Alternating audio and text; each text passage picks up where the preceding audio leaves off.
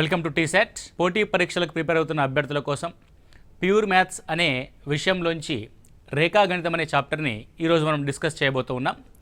So ముందుగా రేఖాగణితం geometry అని అంటాం. జామెట్రీ అనేది రెండు భాషా పదాల కలయిక, జియో మరియు మెట్రీ. జియో అంటే అర్థం భూమి అని, మెట్రీ అంటే అర్థం కొలత అని. అంటే భూమి మీద ఉండే వివిధ రకాల నిర్మాణాల యొక్క కొలతలకు సంబంధించిన విషయాల్ని మనం జామెట్రీ ద్వారా తెలుసుకుంటాం. అసలు ఈ జామెట్రీ అనేది చాలా విస్తృతమైన సబ్జెక్టు. కానీ పోటీ పరీక్షలకి ఏ స్థాయిలో ప్రశ్నలు వస్తున్నాయో, ఎలాంటి కాంపోనెంట్స్ నుంచి ప్రశ్నలు వస్తున్నాయో మనం ఇక్కడ చూస్తూ వెళ్తాం. సో ముందుగా మనము జామెట్రీలో మనం తెలుసుకోవాల్సింది ఏంటి, అసలు ఏ అంశాన్ని మనం ఇక్కడ డిస్కస్ చేయాలి అని అంటే మీరు ప్రిపేర్ అవుతున్నా సరే, మీరు సొంతంగా చదువుకోవాలనుకుంటున్నా సరే, ద లిమిటేషన్ ఆఫ్ జామెట్రీ కనుక ఒకసారి కనుక గమనిస్తే, మొదటిది రేఖలు, కోణాలు. ఆ తర్వాత బహుభుజుల్లో ఉండే అంతర్కోణాలు ఏ విధంగా ఉంటాయి, బాహ్య కోణాలు ఏ విధంగా ఉంటాయి, ఆ తర్వాత వాటిలో నెంబర్ ఆఫ్ డయాగ్నల్స్ ఎన్ని ఉంటాయి అన్న అంశం మీద మనం ఇక్కడ చూస్తాం. బహుభుజుల్లో మళ్ళీ మనకి త్రిభుజము, చతుర్భుజము అని రెండు రకాలుగా బైఫర్కేట్ చేసుకొని త్రిభుజాల గురించి క్షుణ్ణంగా చదువుతాం. అదేవిధంగా చతుర్భుజాల గురించి కూడా క్షుణ్ణంగా చదువుతాం. అంటే త్రిభుజాలు, వాటి ధర్మాలకు సంబంధించి, వాటిలో ఉన్న ముఖ్యమైన సిద్ధాంతాలకు సంబంధించి మనం ఇక్కడ డిస్కస్ చేయడం జరుగుద్ది. ఆ తర్వాత చతుర్భుజాలు. సో చతుర్భుజాల యొక్క నిర్మాణం ఏ విధంగా ఉంటుంది, అందులో కర్ణాలకు సంబంధించి ఏ విధమైన అంశాలు ఉంటాయి, కర్ణాలకి మరియు భుజాలకి మధ్య సంబంధం ఏ విధంగా ఉంటుంది, కోణాలకి మరియు భుజాలకి మధ్య సంబంధం ఏ విధంగా ఉంటుందని మనం చతుర్భుజాలు అనే టాపిక్లోంచి మనం డిస్కస్ చేస్తాం. అండ్ ఫైనల్లీ వృత్తాలకు సంబంధించిన అంశాన్ని మనం ఇక్కడ మళ్ళీ డిస్కస్ చేస్తాం. సో సర్కిల్స్ అని అంటారు వృత్తాలు. సో వృత్తాల్లో ఉండే కాంపోనెంట్స్ ఏముంటాయి అన్న విషయం గురించి మనం పూర్తి స్థాయిలో ఎగ్జామినేషన్ పాయింట్ ఆఫ్ వ్యూలో ఇక్కడ డిస్కస్ చేయడం జరుగుతుంది. మీరు ఏ పోటీ పరీక్షలు ప్రిపేర్ అవుతున్నా సరే, అది ఎస్ఎస్సి కావచ్చు, ఆర్ఆర్బీ కావచ్చు, బ్యాంకింగ్ కావచ్చు, లేకపోతే డిఎస్సి కావచ్చు, ఇతర పోటీ పరీక్షలు ఎందులోనైనా సరే ఇవి కామన్ టాపిక్స్గా మనం ఇక్కడ చూస్తాం. వీటి యొక్క పరిధిని కనుక మీరు విశ్లేషించుకుంటే, గత ప్రశ్నాపత్రాలని ఆధారంగా చేసుకొని అన్ని రకాలుగా స్టేట్ వైడ్ కావచ్చు, నేషనల్ వైడ్ కావచ్చు, అన్ని రకాల ప్రశ్నాపత్రాలని ఆధారంగా చేసుకున్నాక చూస్తే జామెట్రీకి సంబంధించిన చాప్టర్స్ ఉన్నాయో వాటిని తరువుగా అన్ని ప్రాబ్లమ్స్ సాల్వ్ చేయడానికి మీరు ప్రయత్నం చేసినట్లయితే పరీక్షలో ఎలాంటి ప్రశ్న వచ్చినా సరే మనం ఈజీగా చేయొచ్చు. మనకి జామెట్రీ అనే టాపిక్ ఎక్కడి నుంచి స్టార్ట్ అవుతుంది అనే అంశాన్ని కనుక చూస్తే, అసలు జామెట్రీ అనేది ఏ విధంగా డెవలప్ అయింది అని చూస్తే, ఇది కొత్తగా సృష్టించిందేమీ కాదు. ఇప్పుడు ఫర్ ఎగ్జాంపుల్ మనకు కనబడుతున్న ఈ బోర్డు ఉందనుకోండి, బోర్డు అనేది ఏం చేశారంటే కనిపెట్టడం జరిగింది. కానీ జామెట్రీని కనిపెట్టబడలేదు.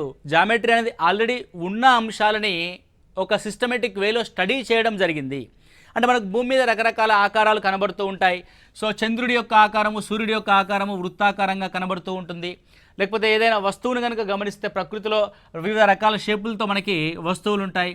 త్రిభుజం ఉంటుంది, అదేవిధంగా చతురస్రం ఉంటుంది, అదేవిధంగా దీర్ఘచతురస్రం ఉంటుంది. ఇలా ఉన్న వస్తువుల్ని గమనించి వాటిలో ఉన్న అన్ని రకాల అంశాలని పరిగణలోనికి తీసుకొని వాటికి సంబంధించిన కొన్ని విషయాంశాలను ఇక్కడ చర్చించడం జరిగింది.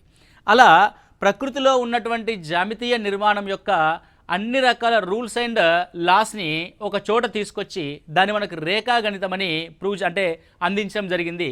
కాబట్టి మనం రేఖాగణితాన్ని ఏ విధంగా నేర్చుకోవడము ఈజీ అవుతుంది అని అంటే, మీకు ప్రశ్నలో ఇచ్చిన జామితీయ నిర్మాణాన్ని చూడడం ద్వారా, గమనించడం ద్వారా మాత్రమే మనము రేఖాగణితాన్ని నేర్చుకుంటాం. అంటే the geometry was developed by the observations. అది పరిశీలన ద్వారా మనకిది డెవలప్ అయిందిగా మనం చూస్తాం. కాబట్టి మనము ప్రశ్నల్ని చేసేటప్పుడు కూడా ఆ జామితీయ నిర్మాణాలని పరిశీలించవలసి ఉంటుంది. కాబట్టి పరిశీలన అనేది చాలా కీలకం. అంటే ఇప్పుడు మ్యాథమెటిక్స్లో క్యాలిక్యులేషన్స్ కాకుండా ఇక్కడ పరిశీలన అంశాలు అనేటివి చాలా కీలకంగా మనం చూస్తాము. కాబట్టి అబ్జర్వేషన్స్ ద్వారా మనము ఈ జామెట్రీని నేర్చుకోవడం జరుగుతుంది. కాబట్టి మీరు కూడా ప్రశ్నలో ఇచ్చిన జామితీయ నిర్మాణాన్ని క్షుణ్ణంగా పరిశీలించాలి. పరిశీలించిన దాంట్లోంచి మనము ఆన్సర్స్ని రాబట్టాలి. సో ఈ జామెట్రీ ఏదైతే ఉందో దీనికి సంబంధించి మనకి రకరకాల సైంటిస్టులు, పైథాగరస్ కావచ్చు, యూక్లిడ్ కావచ్చు, థేల్స్ కావచ్చు, మన ఇండియన్ కనుక గమనిస్తే బౌద్ధాయన కావచ్చు, ఆర్యభట్ట కావచ్చు, వీళ్ళందరూ విశేషమైన కృషి చేశారు. కానీ మనకి రేఖాగణితానికి సంబంధించి ప్రపంచానికి అందించిన వ్యక్తి ఎవరు అని అంటే, మనం చూసుకున్నట్లయితే ఎలిమెంట్స్ అనే గ్రంథాన్ని రచించినటువంటి, ఇది గ్రంథము రచించడం కాకుండా కంపైల్ చేశారంట. కంపైల్ చేశారంటే అప్పటి వరకు ఉన్న ఈ జామెట్రీకి సంబంధించిన నియమాలన్నింటినీ ఒక సిస్టమేటిక్ వేలో అరేంజ్ చేసిన వ్యక్తి ద ఎలిమెంట్స్ అనే పుస్తకాన్ని మనకు రాయడం జరిగింది. ఆయనే ఫేమస్ పర్సనాలిటీ యూక్లిడ్. కాబట్టి యూక్లిడ్ని మనం ఏమంటారంటే ఫాదర్ ఆఫ్ జామెట్రీగా మనం చూడడం జరుగుద్ది. Father of geometry. ఈ ఎలిమెంట్స్ అనే గ్రంథం ఏదైతే ఈ యూక్లిడ్ కంపైల్ చేసినటువంటి ఎలిమెంట్స్ అనే గ్రంథం ప్రపంచవ్యాప్తంగా అధిక భాషల్లోకి అనువదించబడి బైబిల్ తర్వాత అత్యధిక ప్రతులు అమ్ముడుపోయిన పుస్తకంగా మనం ఎలిమెంట్స్ అనే గ్రంథాన్ని చూస్తాం. ఈ ఎలిమెంట్స్ అనే గ్రంథంలోనే రేఖల గురించి, మరి త్రిభుజాల గురించి, చతుర్భుజాల గురించి, వృత్తాల గురించి, పైథాగర సిద్ధాంతం గురించి, దాని యొక్క విపర్యయం గురించి అన్ని అంశాలు కూడా ఇక్కడ కులంకషంగా చర్చించడం జరిగింది. సో ఇది ద బ్యాక్గ్రౌండ్ ఆఫ్ జామెట్రీగా మనం చూస్తాం. అయితే మనకు జామెట్రీ అనేది ఎక్కడి నుంచి స్టార్ట్ అవుతుంది అని ఒక్కసారి కనుక గమనిస్తే, జామెట్రీ అనేది మనకి ఒక బిందువు నుంచి స్టార్ట్ అవుతుంది. It's a point. ఓకే అండి, దీన్ని బిందువు పి అందాం. సో బిందువు పి అనేది ఎందుకు ఉపయోగపడుతుందంటే లొకేట్ సంథింగ్, ఏదైనా ఒక అంశాన్ని గుర్తించడానికి, అంతరాళంలో ఉన్న ఒక అంశాన్ని గుర్తించడం కోసం పి అనే బిందువుని వాడతాం. అంతరాళం అంటే నీ కళ్ళ ముంగట కనబడేది ఏదైనా సరే ఒక అంతరాళం. ఇప్పుడు ఈ బోర్డు అంతా అంతరాళం. సో పి అనే పాయింట్ని ఇక్కడ నేను గుర్తించా, ఇప్పుడు ఇక్కడ ఒక పాయింట్ని గుర్తిస్తా, ఇక్కడ ఒక పాయింట్ని గుర్తిస్తా. అంటే ఏదో ఒక లొకేషన్ని మనం లొకేట్ చేయడానికి పి అనే పాయింట్ని కనుక మనం తీసుకుంటాం. అది పితో ప్రారంభమవుతుంది, అంటే పాయింట్తో ప్రారంభమవుతుంది. దాన్ని పి అనొచ్చు, క్యూ అనొచ్చు, ఆర్ అనొచ్చు, ఏ అనొచ్చు, బి అనొచ్చు, వాట్ ఎవర్ ఇట్ ఇస్, ఏదైనా అనొచ్చు. అది లొకేట్ చేయడానికి మనకు ఐడెంటిఫై అవుతుంది. ఇలాంటి పీలు అన్నీ కూడా ఒకదానితో ఒకటి ఇలా రేఖీయ మార్గంలో లీనియర్ వేలో కనుక అమర్చబడి ఉంటే ఓకే, దాన్ని సరళ రేఖ అని అనడం జరుగుద్ది. సో మీకు ఆల్రెడీ తెలిసి ఉంటుంది సరళ రేఖ అంటే ఏంటి. సో సరళ రేఖ అంటే this is the straight line. So point తర్వాత మనకి ఆ తర్వాత ఉండే అంశం ఏంటి అని అంటే సరళ రేఖ ఉంటుంది. దీన్ని స్ట్రేట్ లైన్ అని అంటాం. సో సరళ రేఖకి ఉండే లక్షణం ఏంటి అని ఒకసారి గమనిస్తాం. So there is no end points. రెండు వైపులా అంతరాళంలోకి విస్తరించబడి ఉంటుంది. అక్కడ అంత్య బిందువులు లేవు. There is no end point. So దీన్ని దేంతో సూచిస్తాము? ఏదైనా సరే అంత్య బిందువులు లేవు కదా అని అంటే ఎక్కడో ఒక చోట ఏ మరియు బి అని లొకేట్ చేసి దాన్ని ఏబి స్ట్రేట్ లైన్గా చూపిస్తాము. ఇలా ఏబి అని రాసి స్ట్రేట్ లైన్ యొక్క ఫిగర్ అంటే ఆ జామితీయ నిర్మాణం రూపం ఏ విధంగా ఉంటుంది దాని యొక్క మీనియేచర్ని దానిపైన మనం చూస్తాం. ఇలా ఏబి స్ట్రేట్ లైన్గా మనం చూస్తాం. దీనికి లెంత్ అనేది ఉండదు, అనంతమైన పొడవుని కలిగి ఉంటుంది. ఎందుకంటే రెండు వైపులా కూడా ఎక్స్టెండ్ చేయబడి ఉంటుంది కాబట్టి. ఓకే, నెక్స్ట్ తర్వాతి జామితీయ నిర్మాణం కనుక మనం దీంట్లో గమనిస్తే నెక్స్ట్ ఇది చూడండి జాగ్రత్తగా, ఇది ఒకవైపు మాత్రమే పొడిగించబడి ఉంటుంది, ఇంకొక వైపు ఎండ్ చేయబడి ఉంటుంది. అంటే ఇక్కడ ఎండ్ చేయబడి ఉంది. ఓకే, సో పి వద్ద ఎండ్ చేయబడి ఉంది, ఇంకొక వైపు విస్తరిస్తూ ఉంది. రైట్, ఇలా ఒక అంత్య బిందువు మాత్రమే కలిగి ఉండి ఇంకొక వైపు విస్తరిస్తూ ఉన్న రేఖా నిర్మాణాన్ని ఏమంటారంటే కిరణము అని అంటాం. ఇట్ ఈస్ కాల్డ్ రే. మీరు చూడండి కిరణము అని అంటాం. ఇప్పుడు సూర్యుడు ఉన్నాడు, సూర్యుడు ఉదయిస్తాడు. సో సూర్యుడి నుంచి ఏమొస్తాయి మనకి? సూర్యకిరణాలు వస్తాయి. సూర్యకిరణం అంటే ఇక్కడ నుంచి స్టార్ట్ అయ్యి ఇక అంతరాళంలోకి కిరణాలు వెళ్తూనే ఉంటాయి. భూమి మీదకి, బుధుడి మీదకి, గురుడి మీదకి, శుక్రుడు, అంటే విశ్వవ్యాప్తంగా విస్తరిస్తూ పోతూ ఉంటాయి. అంటే there is no end point. ఒక సైడు ఎండ్ పాయింట్ ఉండదు, ఇంకో సైడ్ ఎండ్ పాయింట్ ఏంటి? Sun is the end point. అంటే కిరణము అని అంటాం, సూర్యకిరణాలు అని అంటాం ఎగ్జాంపుల్. కాబట్టి కిరణానికి ఎగ్జాంపుల్ ఏంటంటే సూర్యకిరణం. It's a ray, right. So దీనికి ఏముంటుంది? ఒక అంత్య బిందువు ఉంటుంది. It had one end point. ఒక అంత్య బిందువు కలదు. Okay, right.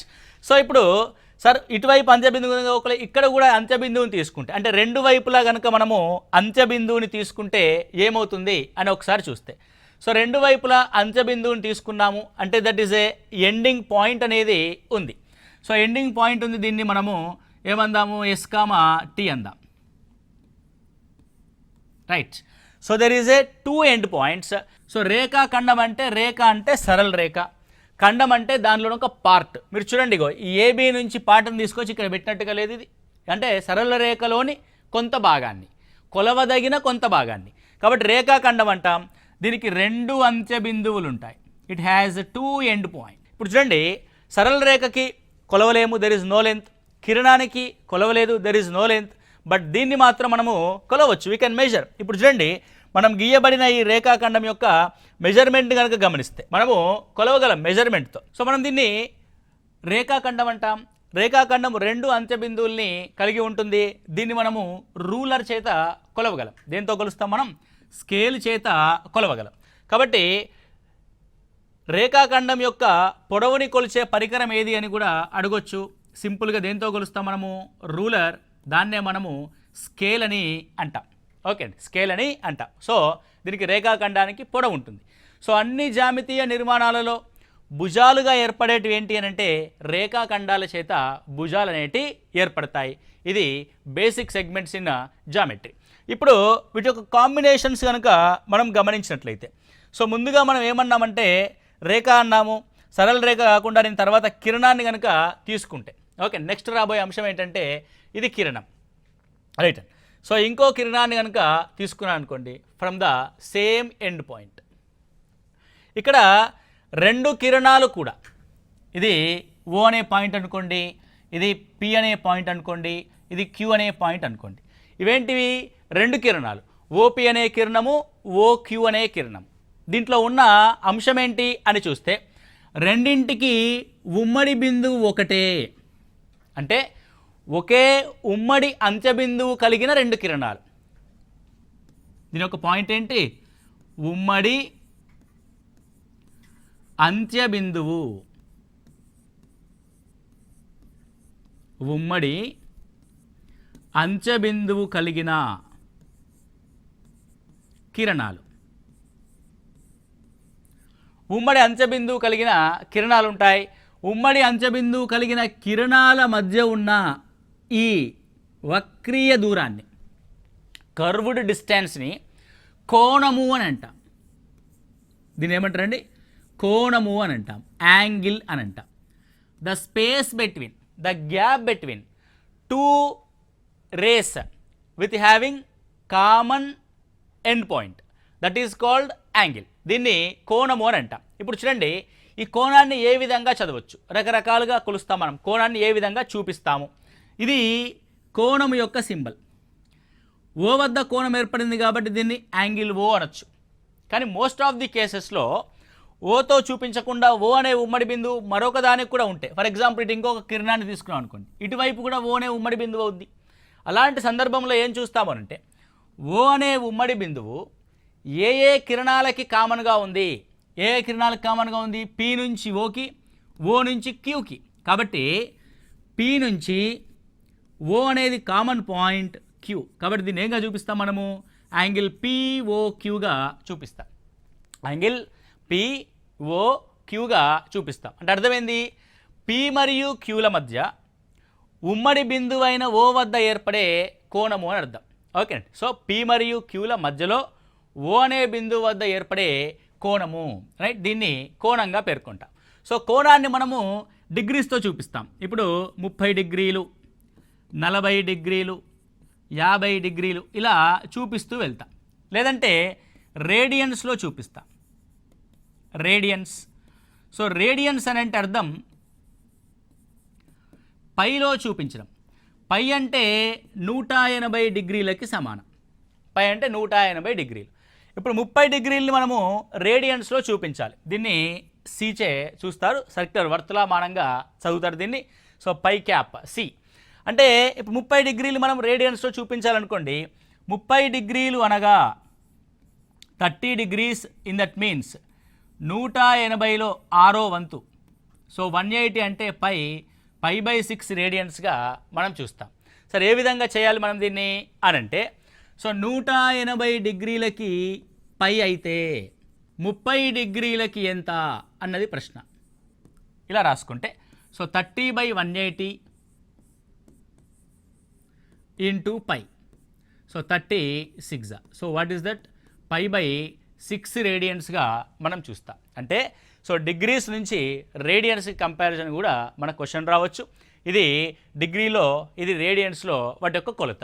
సరే, ఇప్పుడు కోణాలలో కనుక మనము రకాలని కనుక చూసినట్లయితే, ఓకే, దేంట్లో రకాలు? కోణాలలో రకాలు, టైప్స్ ఆఫ్ యాంగిల్స్. వాటి యొక్క మెజర్మెంట్ ఆధారంగా చూసుకొని కోణాలని రకరకాల పేర్లతో మనం పిలుస్తాం. సో ఇప్పుడు నేను ఇక్కడ మీకు కోణాలని కొలిసే ఒక పరికరం తెలుసు కదా మీకు అందరికీ. దాన్ని ప్రొట్రాక్టర్, కోణమానినిగా మనం చూస్తాం. ప్రొట్రాక్టర్ కోణ మానిని. ఇక్కడ చూడండి, దీని ఒక కంప్లీట్ ప్రొట్రాక్టర్ని ఇక్కడ తీసుకోవడం జరిగింది. Okay and this is protractor. I think so it's clear. Okay right. So ఇప్పుడు మీకు క్లియర్గా కనబడుతూ ఉంటుంది. ఇది కంప్లీట్ 360 డిగ్రీస్ కలిగిన ప్రొట్రాక్టర్ అండి. నేను దీన్ని ఏం చేస్తానంటే 360 డిగ్రీస్ కాకుండా 180 డిగ్రీస్ యొక్క ప్రొట్రాక్టర్గా నేను ఫస్ట్ ప్రొజెక్ట్ చేస్తున్నాను. ఇది అంటే మామూలుగా మన కంపాస్ బాక్స్లో ఉండే ప్రొట్రాక్టర్ ఏముంటుంది, హాఫ్ ఆఫ్ ది సర్కిల్ ఉంటుంది. మీరు చూసి ఉంటారు కంపాస్ బాక్స్లో ఉండే protractor half of the protractor అంటే యాక్చువల్ ప్రొట్రాక్టర్ అదే. ఇది 360 డిగ్రీస్ ప్రొట్రాక్టర్, ఇది 180 డిగ్రీస్ ప్రొట్రాక్టర్. సో ఎప్పుడైతే 180 డిగ్రీస్ ప్రొట్రాక్టర్ అంటామో మీరు జాగ్రత్తగా గమనించండి, ఇది కామన్ పాయింట్. మీరు అనుకున్నారు కదా what is the common point అని. So this is the common point. ఈ కామన్ పాయింట్ నుంచి ఇటొక రేఖాకిరణము, ఇటొక రేఖాకిరణం, రెండు రేఖాకిరణాలు మనకి ఏ విధంగా ఏర్పడ్డాయి, ఒక స్ట్రేట్ లైన్ లాగా ఏర్పడ్డాయి. ఎలా ఏర్పడ్డాయి? రెండు కూడా ఒక స్ట్రేట్ లైన్ లాగా మనకు ఏర్పడడం జరిగింది. సో ఇక్కడ అదొక స్ట్రేట్ లైన్ ఏర్పడింది కదా.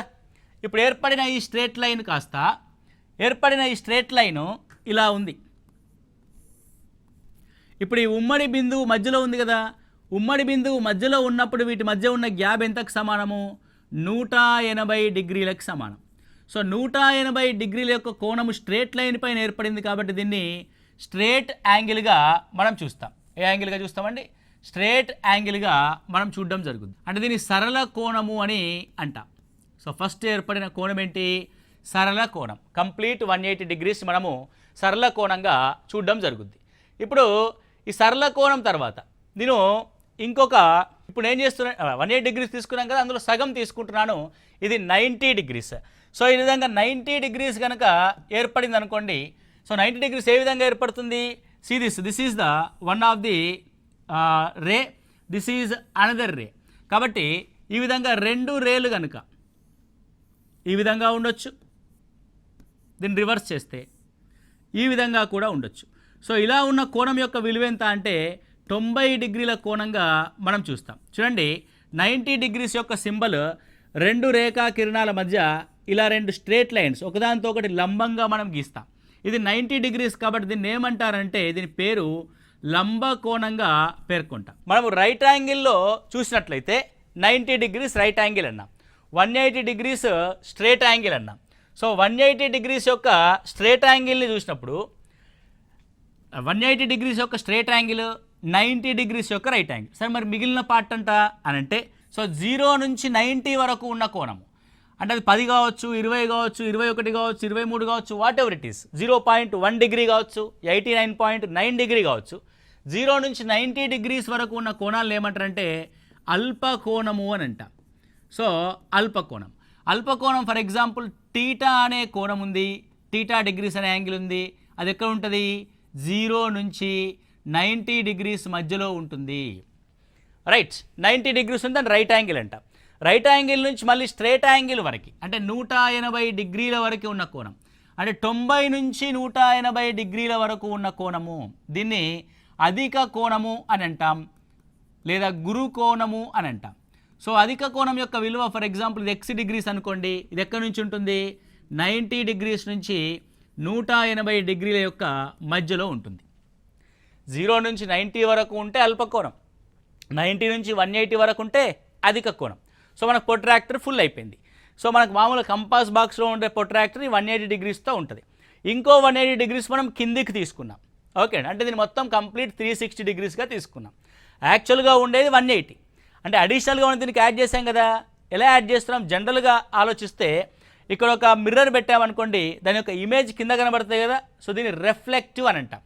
కాబట్టి 180 డిగ్రీల కంటే అధికంగా ఉన్న కోణం యొక్క విలువను ఏమంటారంటే రిఫ్లెక్టివ్ యాంగిల్ అంటాం. రిఫ్లెక్టివ్ అని అంటే పరావర్తన కోణంగా మనం చూస్తాం. సో రిఫ్లెక్టివ్ కోణం యొక్క విలువ ఏముంటుంది? కాబట్టి x డిగ్రీస్గా రిఫ్లెక్టివ్ కోణాన్ని తీసుకుంటే 180 డిగ్రీల నుంచి 360 డిగ్రీల వరకు మధ్యలో ఉన్న కోణాన్ని పరావర్తన కోణంగా తీసుకుంటాం. సో ఇలా 0 నుంచి స్టార్ట్ అయ్యి 90కి వస్తే లంబకోణము, 180కి వస్తే సరళ కోణము, 360కి వచ్చింది అనుకో అంటే కంప్లీట్గా ఒక సర్కిల్ని పూర్తి చేసాం. సో ఏదైతే ఒక యాంగిల్ కంప్లీట్ సర్కిల్ని పూర్తి చేసుకుంటుందో వృత్త కోణము లేదా పూర్తి కోణం. ఎంత వాల్యూ అంది? 360 degrees ఆఫ్ వాల్యూ, రైట్. లేదా స్టార్టింగ్లోనే ఇక్కడే ఉందనుకోండి, కోణం ఏమీ లేదు, వాటి మధ్యలో కోణం ఏమీ లేదు అని అంటే దాన్ని 0 degrees అంటాం. దీన్ని శూన్య కోణము అని అంటాం, నల్ యాంగిల్. దీన్ని దేనిగా పేర్కొంటామండి? శూన్య కోణము, నల్ యాంగిల్గా పేర్కొనడం జరుగుతుంది, రైట్. సో ఈ విధంగా మనకి కంప్లీట్ యాంగిల్స్ యొక్క వాల్యూ మీకు క్లియర్గా అర్థమైంది. సో ఇప్పుడు కనుక మనం క్వశ్చన్స్లోకి కనుక వెళ్తే ఇవి ఎందుకు ఉపయోగపడతాయి మనకి అంటే, ముందుగా త్రిభుజాలను అర్థం చేసుకోవడానికి కానీ, చతుర్భుజాలని అర్థం చేసుకోవడానికి కానీ, రిఫ్లెక్టివ్ యాంగిల్ కనుక్కోవడానికి కానీ ఉపయోగపడుతుంది. మీకు ముందే చెప్పాం 0 degrees ఈజ్ నల్ యాంగిల్, శూన్య కోణం. 90 degrees లంబకోణం. 180 degrees సరళ కోణం. అదేవిధంగా 360 degrees వృత్త కోణం. ఓకే, వృత్త కోణం. సో ఇప్పుడు వృత్త కోణం దాచిన తర్వాత మనం ఏం చేద్దామనంటే 0 to 90 degrees మధ్యలో ఉంటే అది అల్పకోణం. 90 to 180 మధ్యలో ఉంటుంది అధిక కోణం. 180 to 360 మధ్యలో ఉంటుందని పరావర్తన కోణంగా మనం చూస్తాం. పరావర్తన కోణంగా మనం చూస్తాం. సో ఇది కోణాలకు సంబంధించిన అంశం. సో నెక్స్ట్ కోణాల్లో ఏవైనా రెండు కోణాల మొత్తం కానీ 90 degrees అయితే ఏమవుతుంది, 180 degrees అయితే ఏమవుతుంది, 360 degrees అయితే ఏమవుతుంది, రెండు కోణాలు సరళ రేఖ మీద ఉంటే వాటి మొత్తం 180 degrees ఏమవుతుంది అనే అంశాలని నెక్స్ట్ క్లాస్లో మనం క్లియర్గా డిస్కస్ చేద్దాం.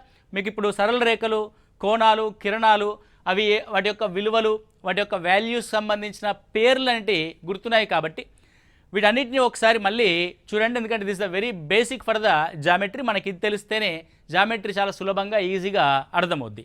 మోస్ట్ ఆఫ్ ది కాంపిటేటివ్ ఆస్పిరెంట్స్కి అత్యంత అర్థం కానీ కన్ఫ్యూజన్గా ఉండే టాపిక్ ఏంటంటే జామెట్రీ అనే టాపిక్. ఇది చాలామంది మ్యాథ్స్ వాళ్ళకైనా నాన్ మ్యాథ్స్ వాళ్ళకైనా కొంత టిపికల్గా అండ్ కన్ఫ్యూజన్స్గా ఉంటుంది. కాబట్టి ఆ కన్ఫ్యూజన్ పోవాలంటే బేసిక్స్లో నుంచి, ఆ టెర్మినాలజీ నుంచి మనం పూర్తి స్థాయిలో అర్థం చేసుకోవాల్సి ఉంటుంది. కాబట్టి నెక్స్ట్ క్లాస్లో వీటిపైన ప్రాబ్లమ్స్ ఏ విధంగా వస్తాయి, వాటి రకరకాలుగా మనం ఏ విధంగా మళ్ళీ వర్గీకరిస్తామన్నది నెక్స్ట్ క్లాస్లో చూద్దాం.